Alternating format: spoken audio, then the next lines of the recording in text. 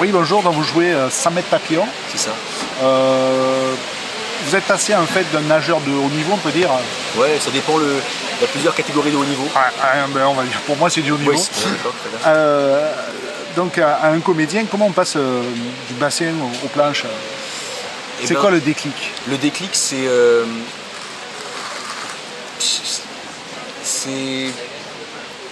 Je sais pas, il est en soi, il est porté par une famille aussi d'artistes, parce que mes parents sont chorégraphes, sont danseurs.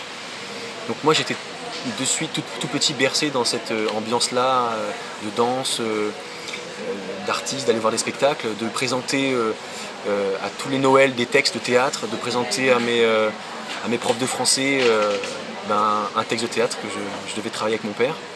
Et puis au fur et à mesure, j'ai commencé à moi-même travailler des textes tout seul un petit peu. Et j'ai mêlé entre les entraînements des petits cours de théâtre. Et puis j'ai commencé à mettre de côté la natation pour aller vers le théâtre. D'accord, vous passez quand même de haut niveau natation à la Comédie Française, c'est quand même un grand écart. J'ai mes gros-parents sont chorégraphes, mais bon, c'est impressionnant quand même comme parcours. Ah oui, voilà, je suis devenu élève comédien après mes 3 années de formation à l'ENSAD. Et j'ai passé des concours qui ont fait que voilà. D'accord, et vous avez écrit ce texte, comment s'est passée l'écriture en fait? Et l'écriture, elle a été longue. On dirait du vécu, mais oui, il y a du vécu. Que c'est quand même une fiction, quoi.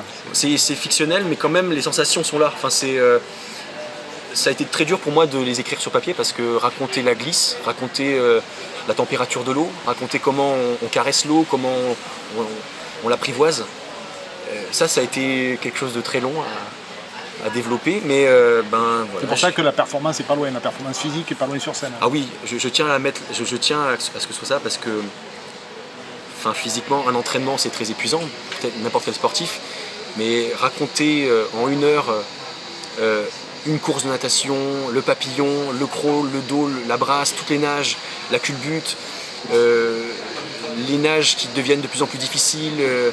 Ça, c'est physique. On sent quand même beaucoup de souffrance. Souffrance physique, mais psychologique aussi. Ah oui, bien sûr. C'est terrible. En fait, ce qui est terrible, c'est quand tout va bien, c'est incroyable. Tout est simple. On se sent même quand on voit qu'on est au tableau d'affichage, on voit on fait un très bon temps. Tout est simple, alors qu'on a fait un effort très difficile. Et tout d'un coup, le même effort est là, mais on voit que le temps est mauvais. Et là, on sent un poids en plus. Et c'est difficile parce qu'il y a beaucoup de sacrifices, il y a des entraînements, il y a. On vit un peu le spectacle comme une sorte de renaissance. Ah, oui, c'est vrai. Moi, j'ai vécu ça comme une renaissance. Oui, c'est vrai. Mais il y a un corps nouveau qui apparaît. Il y a, après la décision relâchement finale, quand la décision est prise. À la décision finale, il y a un nouveau chemin qui s'ouvre. Et voilà, ce chemin-là, il est là devant nous, c'est le théâtre. Et moi, c'est vrai que ça me raconte ça. Je me dis, je suis passé de nageur à comédien et je raconte cette histoire sur un plateau. On a presque l'impression que vous glissez autant sur scène que sur l'eau. Je sais pas. C'est exactement ce que je sens moi quand je suis acteur. Les sensations. Ouais. D'accord. C'est quand je marche ou quand je fais un geste sur un plateau, j'ai l'impression que c'est un début de crawl ou un début d'appui de papillon. C'est marrant. D'accord. Et vous pensez que le monde du spectacle est moins impitoyable que celui de la compétition sportive ou vous attendez au moment? Moi, je ne sais pas si on peut comparer les deux, mais... Il y a quand même cette compétition permanente, non? Vous ne voyez pas comme ça? Oh, moi, je ne le vois pas comme ça. Au contraire, je vois le théâtre comme l'endroit pour raconter ce genre d'histoire. C'est pas la compétition. En fait, je sais pas. En natation, il y a une chose factuelle, c'est le chronomètre prouve. C'est le temps. C'est le temps qui prouve. Et l'acteur, c'est la vie des gens. C'est autre chose. Mais par contre, le chronomètre, lui, c'est lui qui a le dernier mot. D'accord. Et vers quel autre type de spectacle vous aimeriez vous produire? Moi, j'aime beaucoup mêler... Parce que oui, effectivement, vous jouez plusieurs personnages. C'est ça. De façon assez drôle, d'ailleurs. Le coach est excellent. Bon, on croit reconnaître certains coachs qu'on voit. Bien sûr, il y en a quelques-uns. Voilà. Mais voilà, il y a plusieurs personnages qui sont excellents. Donc, vers quel autre type de spectacle vous voyez? Moi, j'aime beaucoup... J'aime beaucoup des spectacles qui mêlent à la fois le texte, la musique, le chant, la danse. Pluridisciplinaire. Par exemple, je sais, moi j'aime beaucoup le travail de Samuel Achache, de Jeanne Candel, ça c'est des choses qui me parlent beaucoup. Voilà, après Et après le Festival d'Avignon, on peut retrouver ça met pas.